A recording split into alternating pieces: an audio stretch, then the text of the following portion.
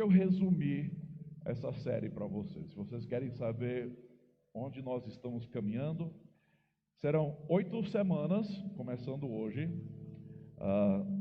Em março nós iniciamos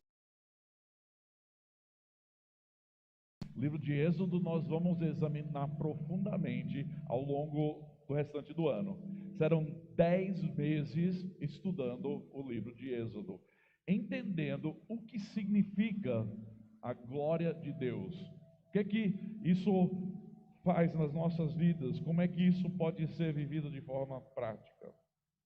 Mas hoje à noite eu quero enfatizar principalmente duas questões. O título é a glória de Deus em nossa adoração. Vocês se lembram, talvez no ano passado, o pastor Rony pregou uma série de 4 semanas sobre adoração. E eu vou aproveitar algumas coisas que ele falou, ao mesmo tempo eu gostaria de examinar alguns trechos. E já que nós vamos estudar Êxodo esse ano, a pregação hoje vai se concentrar em 4 capítulos diferentes de Êxodo, como você pode ver aí no seu esboço, capítulo 24, 29, 33 e 40.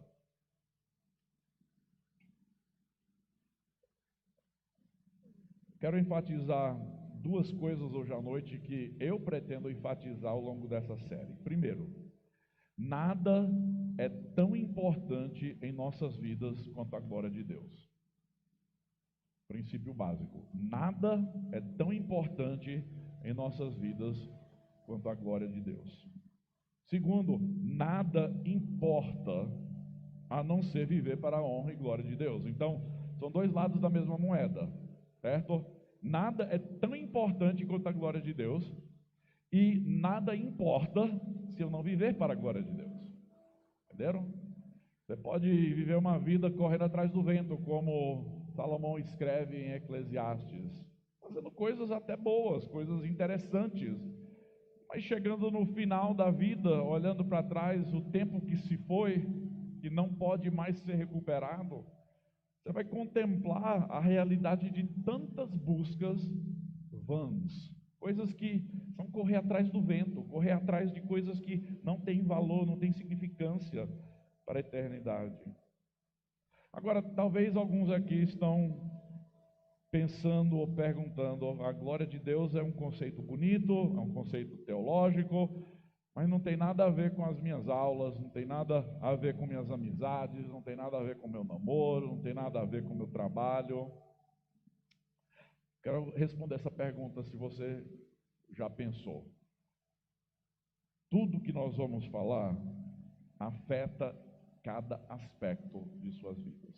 A glória de Deus tem a ver com toda situação, todo relacionamento, todo pensamento e toda ação.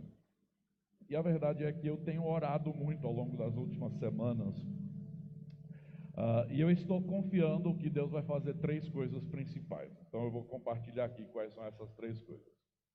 Primeiro, eu estou orando que esta série possa nos ajudar, como irmãos em Cristo, a identificar ídolos em nossos corações e destruir esses ídolos, de tomar passos de vitória para deixar para trás ídolos e pecados que talvez dominavam alguma parte das nossas vidas. Verdade é que muitos, quando pensam em ídolos, pensam em imagens ou alguma estátua, ou um santo que morreu centenas ou milhares de anos atrás.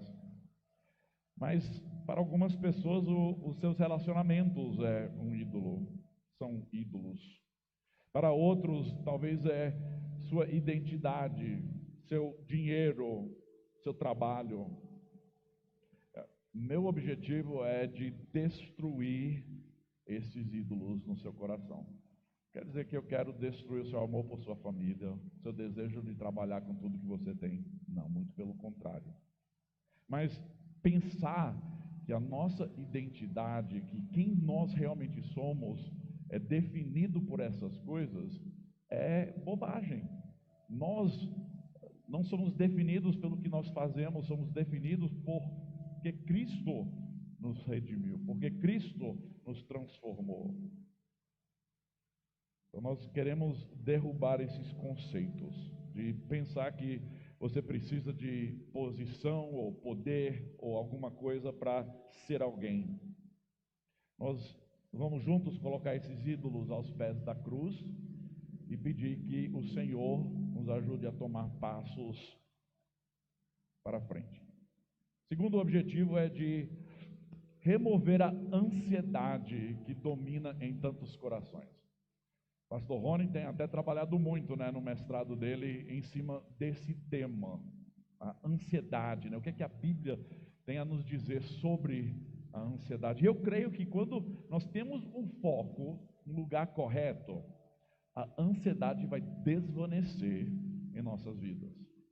Porque boa parte das nossas ansiedades estão voltadas para o nosso controle, e nós definirmos alguma coisa que está para acontecer. Acho que 2 ou 3 semanas atrás, no culto de oração, nós examinamos Filipenses 4, 6 e 7. Não fiquem ansiosos ou preocupados com coisa alguma, mas em tudo sejam conhecidos diante de Deus os pedidos de vocês, pela oração e pela súplica com ações de graças. E a paz de Deus, que excede todo entendimento, guardará o coração e a mente de vocês em Cristo Jesus.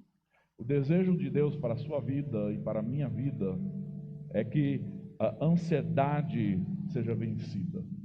Isso só vai acontecer quando nós, diante de Deus, abrimos as nossas mãos e dizemos: está aqui, Senhor, minha ansiedade. Está aqui, Senhor, aquilo que está dominando os meus pensamentos e a minha vida.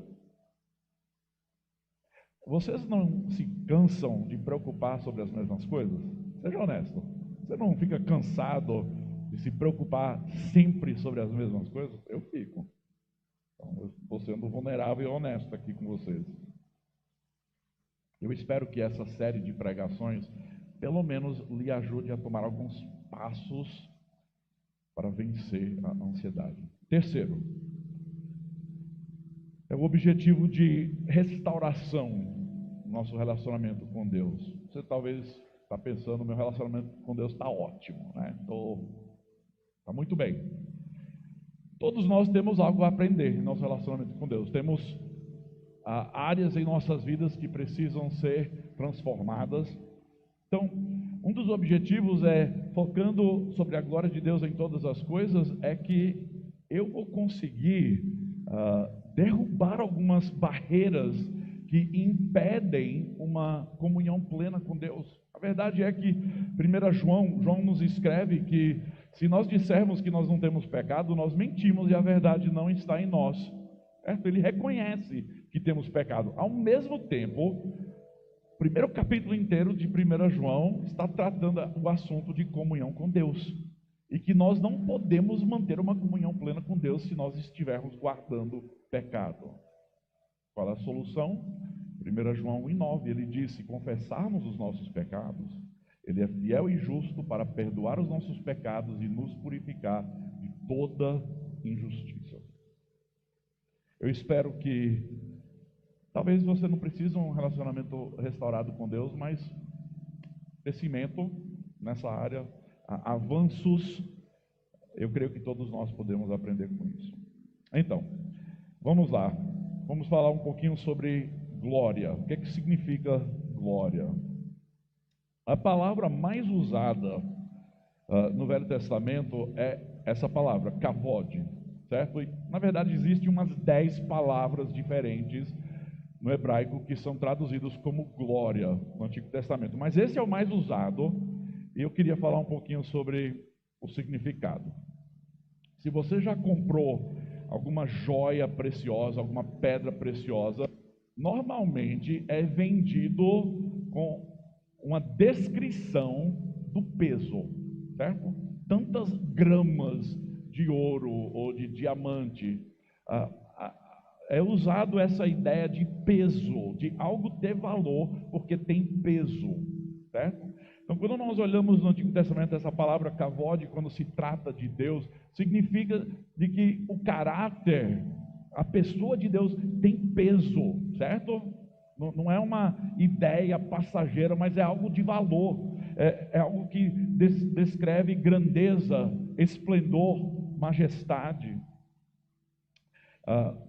Essa palavra não é apenas usada para falar sobre a glória de Deus, mas também é usada em alguns momentos para falar sobre a glória do templo, certo? Quando foi construído o templo, depois os judeus, quando retornaram do exílio, ficaram tristes porque o templo não tinha a mesma glória que o antigo templo.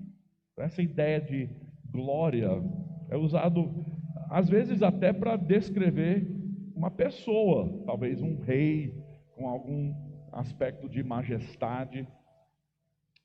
Mas quando se trata sobre Deus, quando a gente pensa sobre a glória de Deus, nós devemos falar especificamente sobre a sua dignidade, o seu caráter, a sua honra, a sua preeminência acima de todas as coisas, a fama de Deus, o nome de Deus, a honra de Deus. É sobre isso que nós vamos falar hoje à noite. Não há ninguém como Deus. Ele é o Deus dos deuses, o Senhor dos senhores. A Bíblia diz que Ele está exaltado sobre tudo e todos. E o que é realmente maravilhoso é saber que Deus, em sua glória, nos chama para participar de sua obra. Eu não sei se isso para você é algo que lhe humilha, mas para mim é. E pensar que um Deus eterno, Criador, Rei dos Reis, Todo-Poderoso, Majestoso, que Ele quer usar a minha vida, pequena, fraca, para cumprir a vontade dEle. Gente, isso é maravilhoso. Eu tendo falado isso, deixa eu falar alguns aspectos sobre a glória de Deus que nós precisamos entender para essa série. E depois nós vamos mergulhar em alguns trechos. Primeiro, a glória de Deus é intrínseca, certo? Não é uma palavra que a gente costuma usar todo dia, né? Não sei se você usa, mas eu não uso todo dia essa palavra. Mas quando se estuda teologia, quando a gente estuda sobre teologia propriamente dita sobre Deus, é essa ideia que por Ele ser Deus, Ele é autoexistente. Ele possui glória simplesmente porque Ele é. Simplesmente porque Ele é Criador, porque Ele é Redentor. E a verdade é que, como seres humanos, a glória de Deus é algo que jamais nós vamos poder compreender em todos os seus aspectos. Pensando na filosofia que é chamada ontologia, ou a filosofia do ser, do existir, Deus existe num nível tão acima, tão superior ao nosso nível como criaturas, como seres humanos, que dificilmente nós podemos entender e abraçar todas as verdades sobre quem Deus é. Tem coisas que os melhores teólogos não conseguem responder a respeito da glória de Deus. Por quê? Porque as nossas mentes são limitadas. Porque nós somos pequenos, somos limitados por tempo, por espaço. Enquanto Deus, sendo eterno, não é limitado por nada. Ele é grande. A glória de Deus, além de ser intrínseca, quer dizer, Ele, por ser Deus, já possui glória. A glória de Deus é revelada. Eu disse que nós não podemos conhecer tudo sobre a glória de Deus, isso é verdade. Mas também é verdade que Deus tem revelado a sua glória a nós. E isso, gente, é maravilhoso, porque não é um Deus tão separado que Ele não se interessa em se revelar às suas criaturas. A verdade é que Deus se fez carne e habitou entre nós. A maior demonstração da revelação de Deus, da glória de Deus, é Jesus. O advento, Deus se fazendo carne, Emmanuel, Deus conosco. Mas a glória de Deus também é revelada na criação. Salmo 19, versículo 1 diz: os céus proclamam a glória de Deus e o firmamento anuncia as obras de suas mãos. Todo lugar onde você olha, você consegue ver a glória de Deus revelada. Agora, existem dois tipos de glória revelada, né? Nós, quando estudamos teologia esse último ano, nós falamos sobre teologia geral e teologia específica ou especial. Teologia geral é Deus se revela na natureza, na criação, no universo. A gente vê o toque e a mão de Deus em todas as coisas. Revelação específica, temos a palavra escrita, temos a palavra inspirada de Deus, nós temos a pessoa de Jesus Cristo que é revelado para nós. Mas nós podemos dizer que o universo inteiro, a palavra de Deus e Jesus Cristo, que tudo isso é uma declaração sobre a glória infinita de Deus, uma declaração de quem Ele é.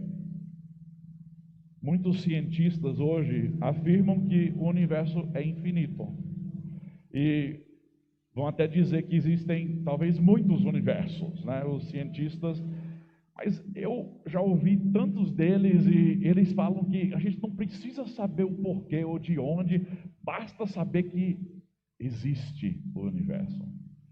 A gente pode da mesma forma dizer, mas por que não dizer então, a gente não sabe como exatamente aconteceu, mas a demonstração de que um Criador fez algo especial, algo bem determinado. A criatividade de Deus no universo é visto por qualquer pessoa. Mas a glória de Deus, além de ser revelada, também pode ser experimentada. E aqui é onde se torna prático em nossas vidas. Porque a glória de Deus não é apenas algo que nós vemos ali, longe de nós, mas é algo que nós experimentamos porque nós temos o Espírito de Deus habitando em nós. Porque Deus está em nós. Esse aspecto da glória de Deus experimentado em nossas vidas é algo que nós vamos observar em nossa experiência, nosso andar com Deus, a presença dEle. Agora, antes de ir mais adiante, eu tenho mais uma verdade teológica que eu gostaria de ajudar para fundamentar o nosso pensamento sobre a glória de Deus. Depois disso, nós vamos ver como tudo isso afeta as nossas vidas e como isso eventualmente também nos transforma. Amém? Estão cantando lá, para a glória de Deus, né? Quando falamos da presença de Deus, né, que a glória de Deus pode ser experimentada na presença de Deus, há duas coisas que nós precisamos entender. Primeiro, a Bíblia nos mostra que Deus é onipresente, correto? Ele está em todo lugar ao mesmo tempo. No Salmo 139, Davi vai falar sobre: se eu subir até os céus, ou se eu descer até as profundezas e fazer a minha cama no fundo do abismo, até ali Deus estará presente. Por quê? Porque Deus está em todo lugar. A onipresença de Deus é uma verdade.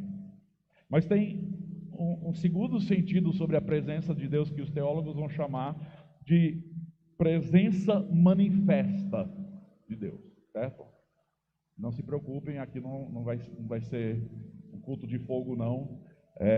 A presença manifesta de Deus, meus queridos, é visto no fruto das nossas vidas. A presença manifesta de Deus é visto no cuidado de Deus, nos livramentos de Deus, na bondade de Deus, em nos dar coisas boas. Sua presença manifesta significa que Deus está presente em meio ao seu povo e a sua bondade, a sua graça e a sua misericórdia se manifestam de forma tangível em nossas vidas. A presença manifesta. Podemos dizer, é quando você diz, certamente Deus está neste lugar. Não sei se você já falou com tanta convicção assim, mas eu creio, Deus está neste lugar. São os momentos quando nós nos conectamos com Deus. A sua glória é vista e experimentada através da unidade do corpo, que é a igreja, através do fruto das nossas vidas, é visto através do amor praticado entre irmãos. Então isso aí é só introdução, tá certo? As outras semanas não vai ter tanta introdução não, mas vamos lá. Vamos abrir as Bíblias agora em Êxodo capítulo 24. Êxodo capítulo 24.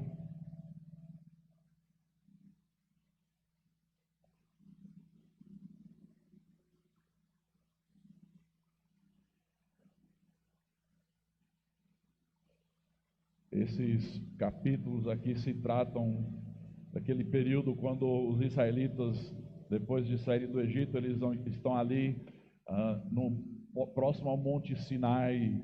Moisés vai subir e ter esse contato com Deus. Deus vai revelar uma aliança com seu povo, e Moisés vai trazer lá de cima do monte leis e detalhes sobre essa aliança. Então, Êxodo 24, a partir do versículo 15, diz assim: tendo Moisés subido, uma nuvem cobriu o monte, e a glória do Senhor pousou sobre o monte Sinai, e a nuvem o cobriu durante 6 dias.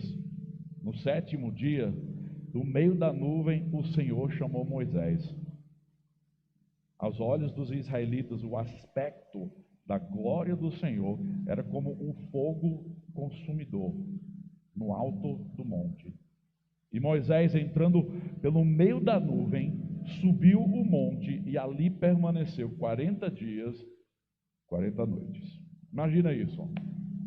Deus te chama, sobe esse monte, você vai passar 40 dias e 40 noites na presença de Deus. Mas o trecho continua dizendo que isso não era o suficiente para Moisés. Ele pediu para ver a glória de Deus. Veja o trecho, continuando à frente um pouquinho. Ele diz: peço-te que me mostres a tua glória. Por quê? Porque ele estava num ponto, depois de ter visto tudo que Deus tinha feito, de entender que ele precisava de Deus, precisava do agir de Deus em sua vida. Ele queria experimentar mais da glória de Deus e do conhecimento de Deus. Eu não consigo imaginar como foi essa experiência. Certamente foi uma experiência sem igual. É só a gente ler essa descrição que as pessoas ao redor, os israelitas ali, podiam olhar para o topo, lá em cima, e ver essa glória de Deus manifesta.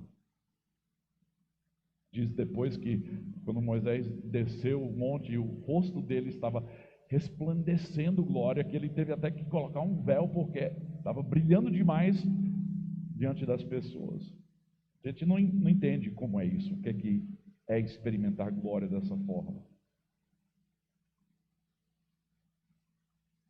Ele disse: Senhor, mostra-nos a tua glória. Ele diz primeiro: me mostre a tua glória, e depois ele vai dizer: mostra-nos a tua glória, de forma corporal, a comunidade de Israel. Quero ter cuidado com o que eu vou dizer, mas não me entendam de forma errada. Nós devemos buscar mais a glória de Deus. Nós devemos buscar mais o conhecimento e o reconhecimento da presença de Deus em nossas vidas. E na verdade isso é uma demonstração de maturidade. Ao andarmos cada vez mais próximos do Senhor, nós vamos ver o seu agir de forma mais nítida, mais concreta. Vejam ali em Êxodo capítulo 29, vamos para frente um pouquinho, Êxodo 29.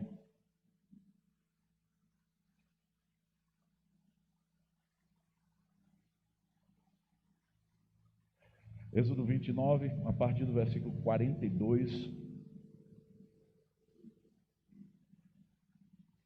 Quando Moisés está começando a falar a respeito do tabernáculo, dos sacerdotes, das vestes dos sacerdotes, em todos aqueles detalhes ali sobre o tabernáculo que nós estudamos esse último ano na EBD.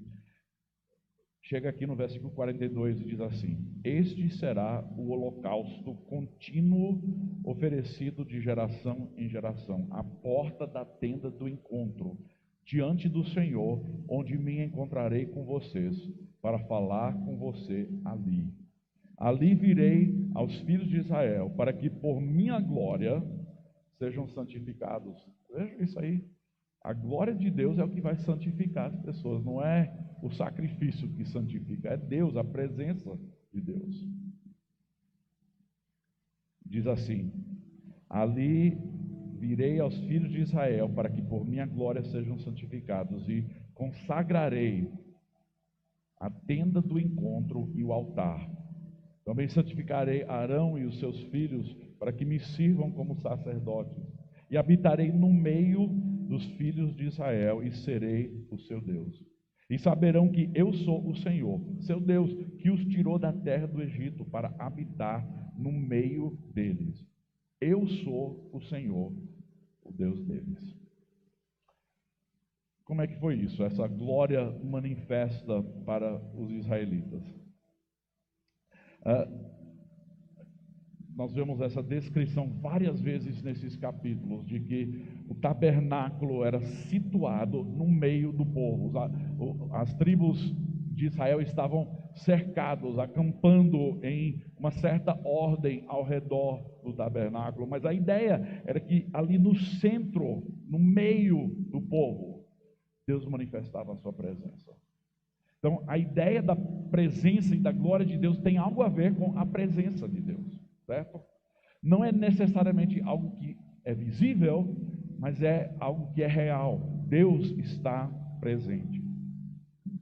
Segundo, Deus se comunica com o seu povo, né? Naquela época, Deus se comunicava com o povo através de profetas, através de sacerdotes.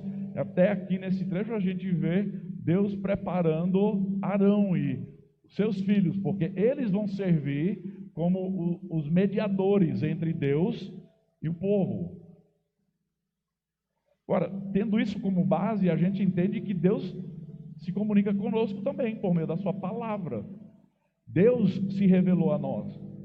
Nós temos aqui em nossas mãos algo que eles só poderiam sonhar, né? Esse povo, eles dependiam dos sacerdotes e dos profetas para revelar a verdade de Deus.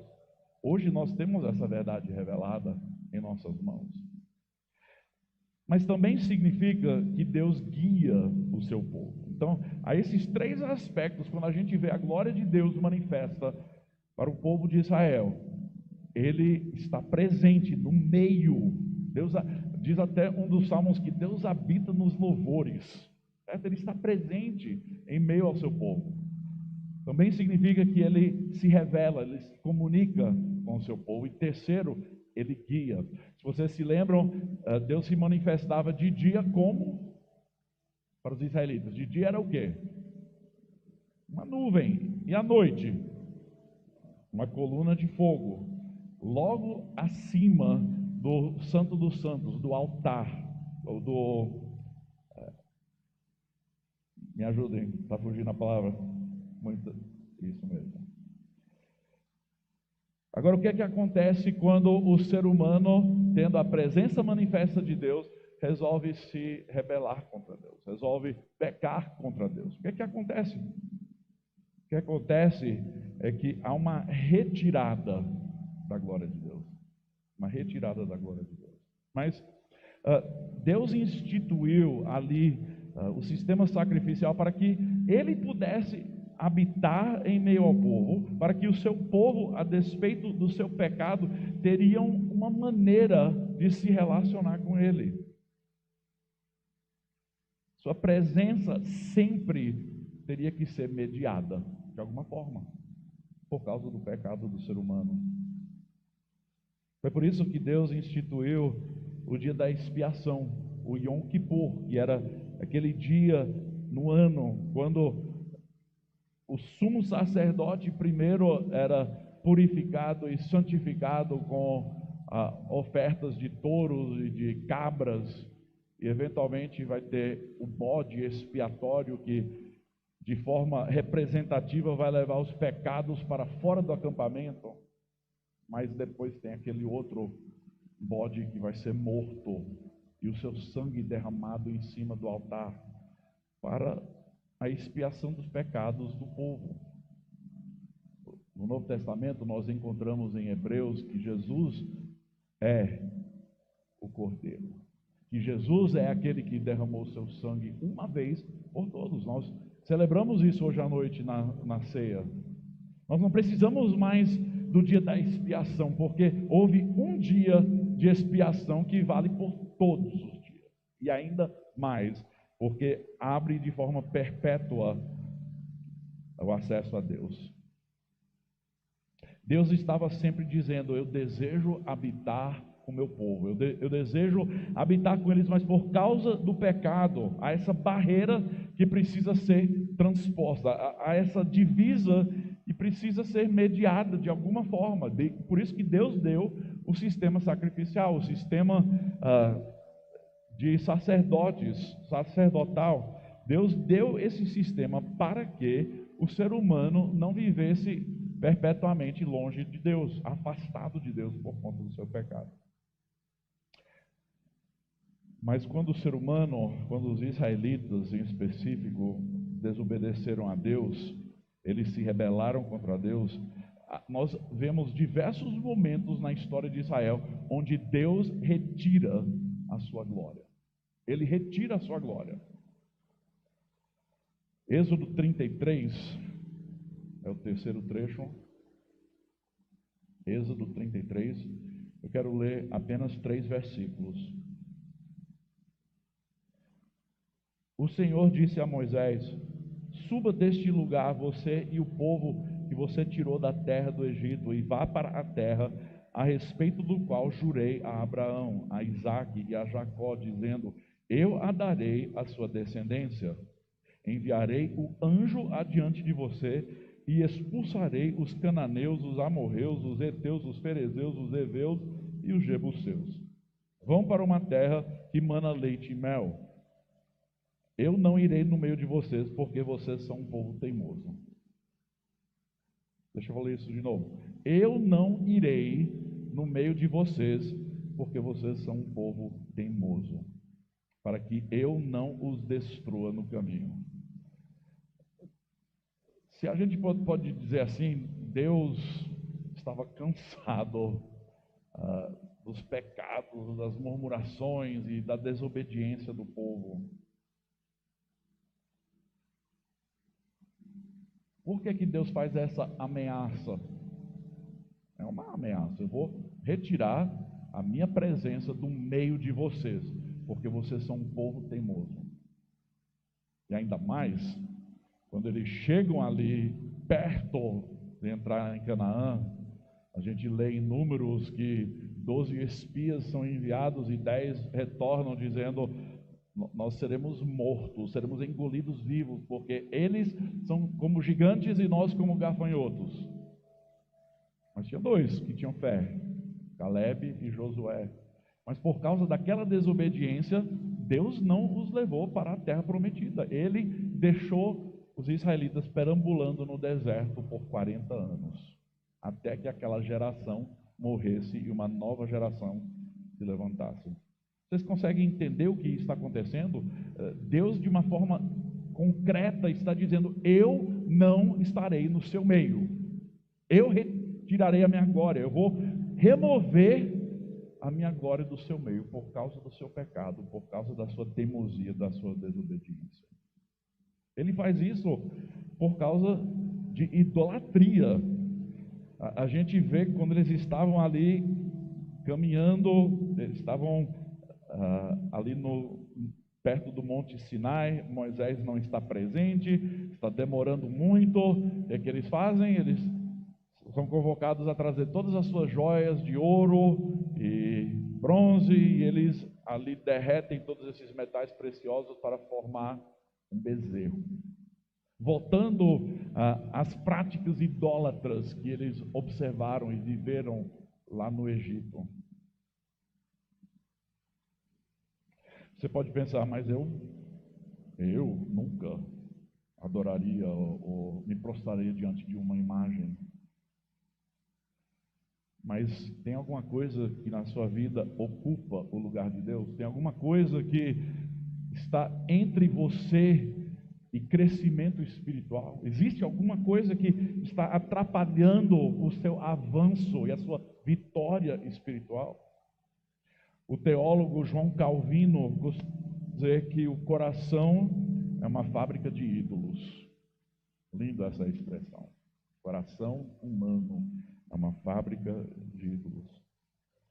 Então o povo rapidamente se esqueceram da presença manifesta de Deus, que ele estava ali. Ele estava justamente se revelando por intermédio de Moisés. Então Deus retira a sua glória do meio do seu povo por causa da idolatria. Segundo, Deus retira a sua glória quando o povo não se arrepende. Então não é só a prática da idolatria, mas é o não arrependimento. É deixar pecado oculto, escondido em sua vida.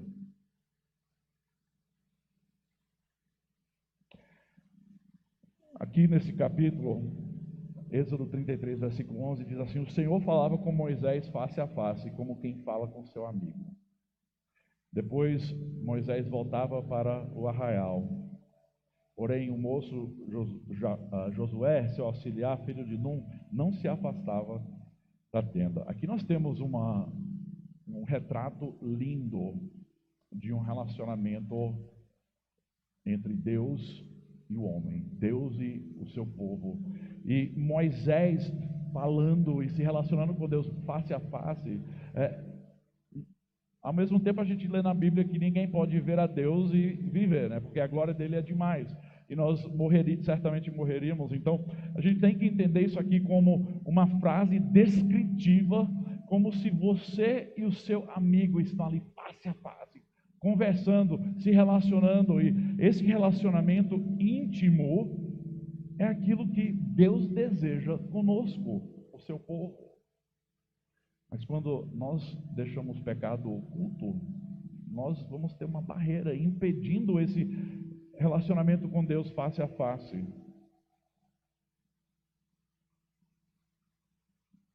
Então essa expressão tem a ver com estar perto ou na presença de Deus.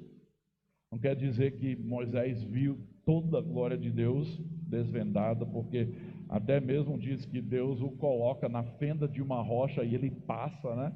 Por quê? Não tem ser humano que aguenta a glória de Deus, é muito. O peso da glória de Deus, a majestade da glória de Deus. Imaginem a honra que Moisés deve ter sentido de ter esse tipo de relacionamento com Deus, falando diretamente com Ele, ouvindo a sua voz. Eu acho que Moisés teve uma honra maior do que nós, pelo que a gente lê. Mas, se você acompanhar essa série de pregações ao longo das 8 semanas, eu espero que no final das 8 semanas você possa dizer: sabe o que? Eu tenho melhor do que Moisés tinha. Porque Moisés ainda estava antecipando algo que estava por vir. Ele estava antecipando algo melhor. Nós temos isso em Cristo. Nós temos relacionamento com Deus. Nós não somos mais chamados de inimigos de Deus, mas amigos, de filhos, não órfãos. Nós somos adotados na família de Deus. Então eu espero que ao longo dessa série você possa dizer: sabe o que? Nós temos uma situação bem melhor do que Moisés. Porque aquilo que ele antecipava se concretizou e hoje nós somos os recipientes dessa glória manifesta de Deus. Deixa eu ler mais alguns versículos aqui no capítulo. Aí nós estamos caminhando para o encerramento. Não vai demorar muito não. Versículo 12, Moisés disse ao Senhor: eis que me dizes para conduzir este povo, mas não me disseste quem enviarás comigo. Disseste: eu conheço você pelo nome, e você alcançou favor diante de mim. Agora, se eu te conheço, se alcancei favor diante de ti, peço que me faças saber neste momento o teu caminho, para que eu te conheça e obtenha favor diante de ti. E lembra-te que esta nação é teu povo. Deus respondeu: a minha presença irá com você, e eu lhe darei descanso. Então Moisés disse: se a tua presença não for comigo, não nos faça sair deste lugar. Então A gente vê aqui Moisés como mediador, né? Deus antes disse: eu não estarei no meio desse povo porque é um povo teimoso. Mas Moisés dizendo: Senhor, por favor, não remova a tua presença do nosso meio, nos leve adiante, para que a tua presença possa ir conosco. Uma pergunta aqui para você avaliar: como é que nós podemos ser distinguidos de descrentes? O que é que nos diferencia de alguém que não conhece a Cristo? A Bíblia mostra várias coisas, né? O nosso amor um pelo outro, a nossa esperança é outra coisa, mas deixa eu sugerir para vocês que uma das marcas que nos diferencia dos descrentes e demais pessoas é a marca de que Deus está conosco. É a marca de que a presença de Deus está conosco. Então, o Senhor disse a Moisés: farei o que me pede, porque tenho me agradado de você e o conheço pelo nome. Então disse Moisés: peço-te que me mostres a tua glória. Mais de uma vez Moisés pede a mesma coisa. Então, esse entendimento da glória de Deus é a presença de Deus, é que Deus está guiando e que Deus está concedendo graça e misericórdia para nos relacionarmos com Ele. Então, Jesus, falando com os fariseus, disse: esse povo me honra com os lábios, mas o seu coração está longe de mim. Por quê? Porque Deus remove ou retira a sua glória quando há pecado e idolatria, quando há o não arrependimento.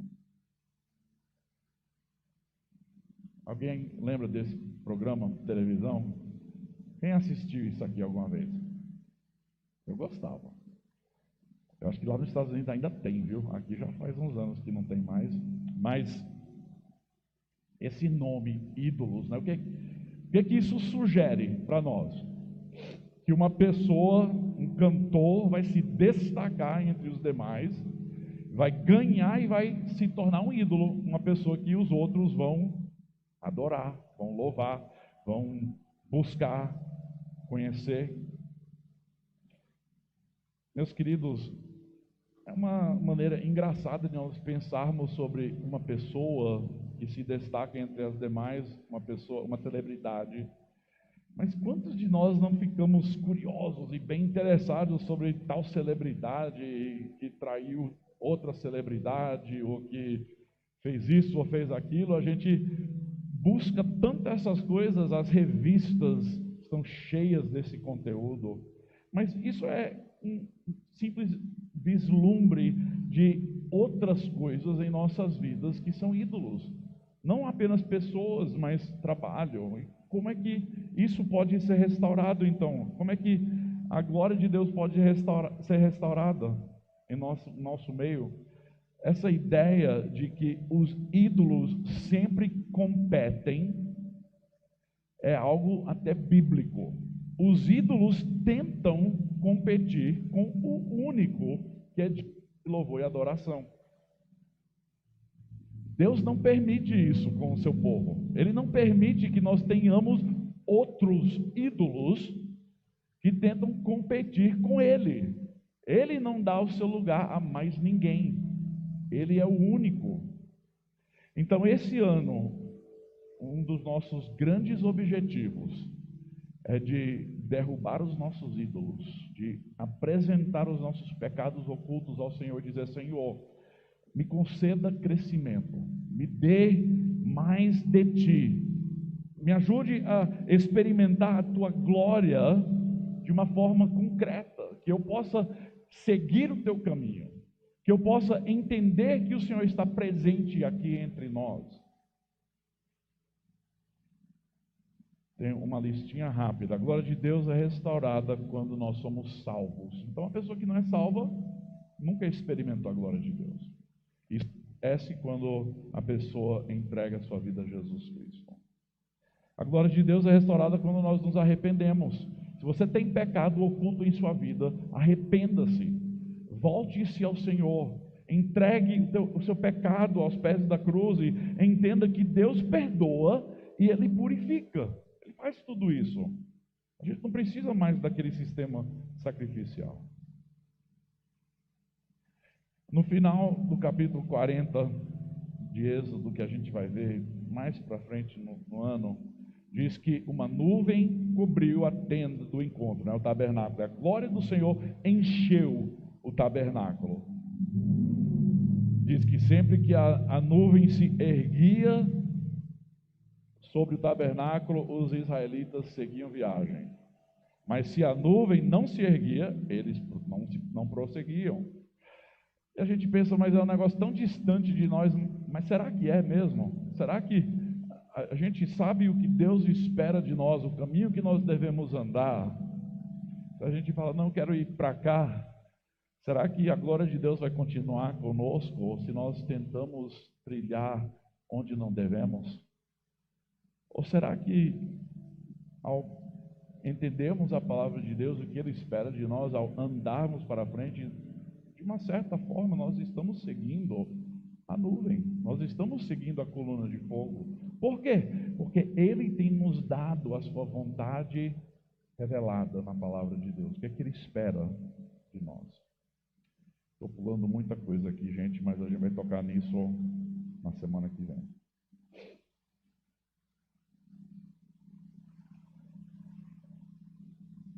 Novamente, eu falei isso logo no início. A glória de Deus é a única coisa que realmente importa. Lembre-se disso. A presença de Deus e o pecado são incompatíveis, certo? A presença de Deus e o pecado são incompatíveis. Deus não dá lugar a nenhum outro. Faça essa oração este ano. Tente fazer essa oração o máximo que puder. Senhor, seja glorificado na minha vida a despeito do custo. Senhor, seja glorificado na minha vida a despeito do custo. Se você tem que derrubar alguns ídolos no seu coração, que assim seja. Se você tem algum relacionamento que precisa ser quebrado, que assim seja. Se você precisa entregar algo a Deus que até agora você não quis abrir mão, faça isso, a despeito do custo. Diga, Senhor, seja glorificado na minha vida. Faça essa oração. Meu desafio, meus queridos, é que você faça essa oração diariamente. Senhor, seja glorificado na minha vida hoje, no meu trabalho, na minha família, no meu bairro, onde quer que seja, na igreja, seja glorificado a despeito do custo. Porque nós só podemos experimentar a glória de Deus por meio de um relacionamento com Jesus Cristo. E a comunhão pode ser quebrada, sim, quando nós guardamos pecado e nós buscamos outros ídolos. Vamos orar. Senhor Deus, muito obrigado por tua palavra revelada. Obrigado porque o Senhor tem nos concedido revelação da tua vontade. Nós não precisamos ficar duvidosos, nós não precisamos ficar preocupados e ansiosos, porque nós sabemos que o Senhor é um Deus soberano sobre todas as coisas. Pai, nos ajuda a entregar realmente de mãos abertas tudo que nós temos, tudo que nós somos. Quebranta o nosso coração, ó Deus, se há algo em nós que não te agrada. Sonda o nosso coração, ó Deus, e revela pecados ocultos.